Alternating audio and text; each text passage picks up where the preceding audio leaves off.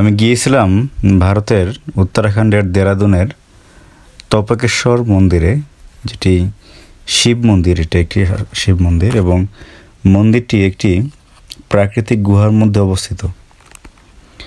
Main road থেকে সিঁড়ির ধাপ বেয়ে আমরা মন্দিরের দিকে আগাচ্ছিলাম। মন্দিরটি একেবারে গুহার অভ্যন্তরে অবস্থিত এবং খুবই বিস্ময়কর, কারণ এই গুহাটা এতটাই ছোট যে গুহার ভিতরে দাঁড়িয়ে হাঁটা যায় না এবং খুবই ন্যারো জায়গা। প্রাকৃতিকভাবেও লোকেশনটা খুবই চমৎকার, কারণ এই মন্দিরের চারদিকে আছে পাহাড় এবং বেশ কিছু ওয়াটারফল। সেই ওয়াটারফলের জল মন্দিরের পাশ বেয়েই চলে যায়। বিভিন্ন এলাকা থেকে, বিভিন্ন জায়গা থেকে, বিভিন্ন রাজ্য থেকে, বিভিন্ন দেশ থেকে মানুষজন আসে এই মন্দিরে। যারা দেরাদুনে ঘুরতে আসে তাদের দেরাদুনের টপ টুরিস্টিক ডেস্টিনেশনের মধ্যে এই মন্দিরটি একটি। তো আমি খুব সকালবেলা বের হই এই মন্দিরে যাবার জন্য। আমার সাথে দেখা করার জন্য একজন এখানে আসেন কাউ সার্ফিং থেকে। উনি মুম্বাইতে থাকতেন, তো উনিও ঘুরতে এখানে আসেন। তো উনি আমাকে দেখা করার জন্য বলেন। তো আমি খুব ভোরবেলা ঘুম থেকে উঠেই মোটামুটি আমি বের হয়ে যাই। আমার যেখানে আমি ছিলাম, যে হোস্টেল বাসায়, সেখান থেকে মন্দিরটা প্রায় 7 থেকে 8 কিলোমিটার দূরে। তো আমি 3বার ওদের এখানে এক ধরনের অটো আছে যেগুলোর নাম ম্যাজিক, যেগুলো নর্মাল আমাদের অটো থেকে অনেকটা বড়। তো সেগুলো 3বার চেঞ্জ করে আমি এই জায়গাতে চলে আসি। আর জায়গাটা খুবই শান্ত পরিবেশ এবং আমি এখানে এসেই দেখা যায় নাস্তা করি। এই মন্দিরের পাশেই কিছু দোকান আছে, রেস্টুরেন্ট। তো মন্দিরের ভিতরে বেশ কিছু ভবন এবং বড় একটি হনুমানের মূর্তি আছে এখানে। ভারতের মন্দিরগুলোতে দেখা যায় খালি পায়ে যেতে হয়, তো প্রচণ্ড গরমের কারণে খালি পায়ে হাঁটাটা খুব কষ্টকর। আর এই মন্দিরে এক অংশে একটি বড় ওয়াচ টাওয়ারের মতো করা আছে, যেটাতে একদম টপে উঠে পুরো শহরটাকে কাছ থেকে দেখা যায়। তো এই ওয়াচ টাওয়ারটিতে পাহাড়ের গা বেয়ে হেঁটে হেঁটে ওঠা যায়। আবার এই মন্দির কর্তৃপক্ষ একটি লিফটের ব্যবস্থা করে রাখছে এই ওয়াচ টাওয়ারের একদম উপরে ওঠার জন্য। তো সেই লিফটে করে যেতে হলে প্রতি ব্যক্তিকে 20 রুপি করে দিতে হবে চার্জ হিসেবে, আপ ডাউন।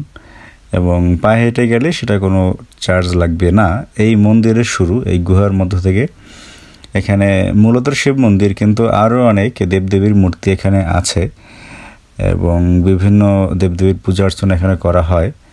আর মন্দিরের পাশে এই একটা ওয়াটারফলের একটা অংশ, যেটা ওয়াটারফলের জল এই অংশে পরে এবং এই জায়গাটা এমনভাবে করে রাখছে যাতে করে জলটা কিছুটা আবদ্ধ হয়ে থাকতে পারে একটা লিমিট পর্যন্ত।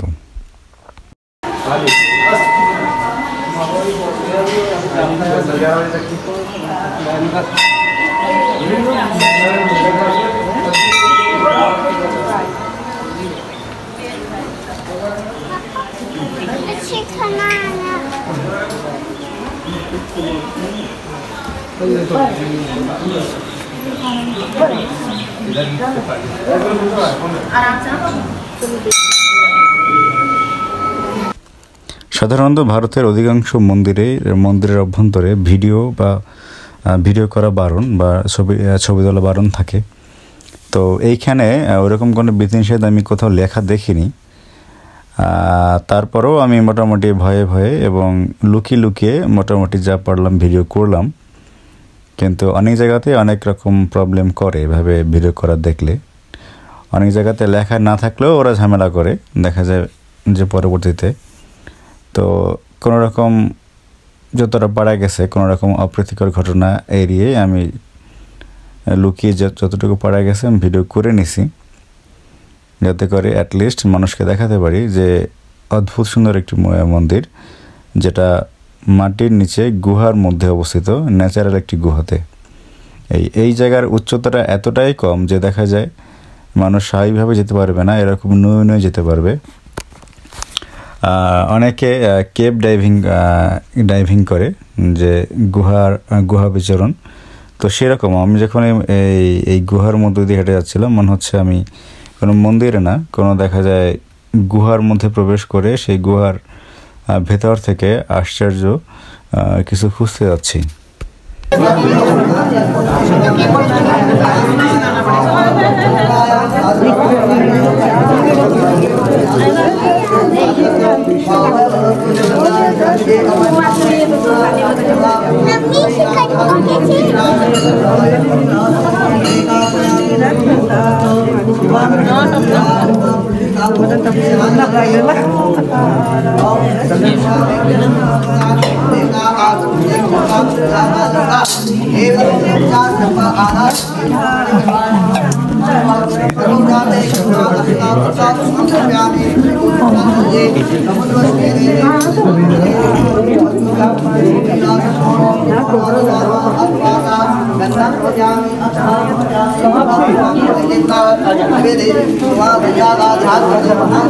आह्वान करेंगे।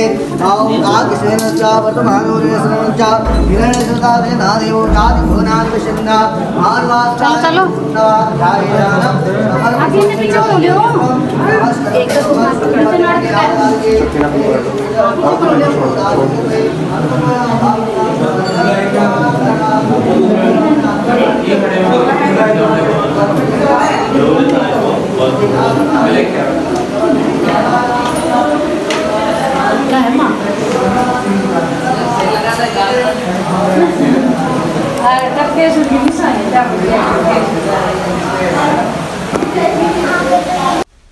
যা দেখা যাচ্ছে এটা মাটির অনেক নিচে। আমরা এখন মাটির অনেক নিচে অবস্থান করতেছি, মানে সিঁড়ি বেয়ে বেয়ে আমরা মাটির অনেক নিচে চলে আসছি।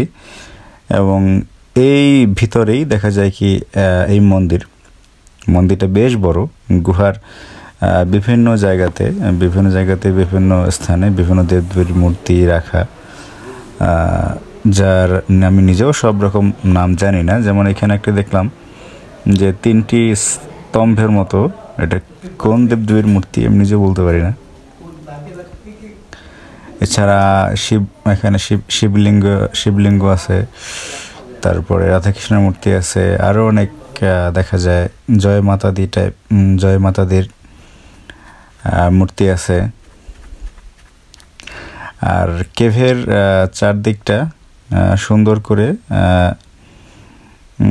রং করা, এবং এটা দেখলেই বোঝা যায় কেভটা কতটা ন্যাচারাল। যে এটা নর্মালি কেভ যেরকম হয়, ভেতরটা উঁচু নিচু, মানে এরকম সমতল থাকবে না, এবড়ো থেবড়ো, সেরকম আর কি। আর তার ভিতরেই দেখা যায় লাইটিং করে রাখা, যাতে করে মানুষ ভালো করে সব কিছু দেখতে পায়।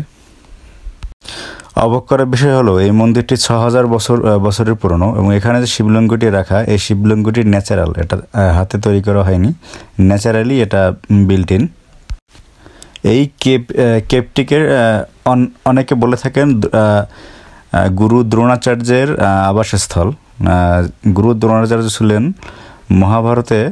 মহাভারতের পাণ্ডব এবং কৌরবদের প্রশিক্ষক বা শিক্ষক, টিচার। যে দ্রোণাচার্য পাণ্ডবদের এবং কৌরবদের দীক্ষাগুরু ছিল, ছোটোবেলা থেকে সব রকম শিক্ষা দিত, অস্ত্র শিক্ষা থেকে শুরু করে নৈতিকতা, ধর্মীয় শিক্ষা, আচার উপরে শিক্ষা, সব কিছু আর কি। তো যার কারণে এই গুহাটিকে অনেকে দ্রোণ কেভও বলেন, গুরু দ্রোণা কেভ।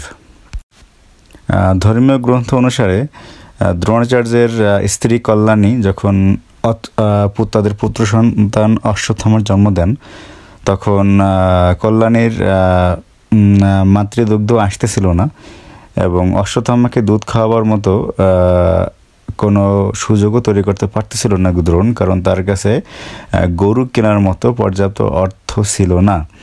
তখন দ্রোণাচার্যের স্ত্রী কল্যাণী সে শিবের প্রার্থনা করে, শিবের উপাসনা করে, এবং শিব সন্তুষ্ট হয়ে শিবলিঙ্গ থেকে সেই অশ্বত্থামার জন্য দুধ দান করে। পুরো ঋষিকেশ শহরটাই মহাভারত এবং রামায়ণের বিভিন্ন ঐতিহাসিক গল্প দ্বারা সমাদৃত। এই জন্য উত্তরাখণ্ডকে বলা হয় ল্যান্ড অফ গডস। মহাভারত এবং রামায়ণ যত দেবদেবীর কথা উল্লেখ আছে, যত মহর্ষি এদের কথা উল্লেখ আছে। এদের সকলেরই বিচরণ ছিল এই ঋষিকেশের উত্তরাখণ্ডের বিভিন্ন জায়গাতে। এর মধ্যে ঋষিকেশ, দেরাদুন এই জায়গাগুলো, কেদারনাথ, বদ্রীনাথ, টুঙ্গুনাথ এই জায়গাগুলো ধারণা করা হয় শিবের বিচরণ ছিল একটা সময়। তো পুরো উত্তরাখণ্ডই দেখা যায় ধর্মীয় দৃষ্টিকোণ থেকে, হিন্দু ধর্মীয় দৃষ্টিকোণ থেকে খুবই পবিত্র এবং খুবই স্পষ্ট ইতিহাস ক্যারি করে এমন একটি জায়গা। এই তবকেশ্বর শিব মন্দিরটি পিলগ্রিমস মানে পূজারী এবং ট্যুরিস্ট দুপক্ষেরই দেখা যায় একটি পছন্দের জায়গা। এবং অনেকে দেখা যায় এখানে এই চারদিকে যে পাহাড় ঘেরা একটি গুহা, এই জায়গাতে অনেকে পিকনিক করতেও পছন্দ করে। প্রতি বছর শিবরাত্রিতে এই মন্দিরে অনেক বড় করে পুজো হয়, অনেক বড় করে অনুষ্ঠান হয় এবং সকল দর্শনার্থীদের জন্য খাবারের ব্যবস্থা করা হয় ফ্রিতে।